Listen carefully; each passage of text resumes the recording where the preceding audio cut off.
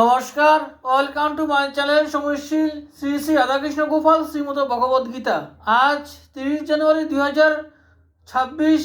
আমি বৃহৎ সচিত্র আদি সৃষ্টি মহাত্মা বা সৃষ্টি পুরাণের প্রথম খণ্ডের মুনি, অসুর, পক্ষী ও সর্পাদির উৎপত্তির কিছু অংশ পাঠ করছি 38 পৃষ্ঠার।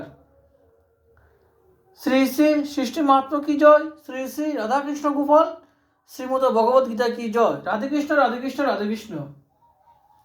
এরূপে দ্বিতীয় বংশ হইল বিস্তৃত, কদ্রু বংশ হইতে যত সর্প সমুদ্ভূত, কদ্রুর উদরে জন্মিল অতঃপরে মহাবীর্যবান তারা সংসার ভিতরে,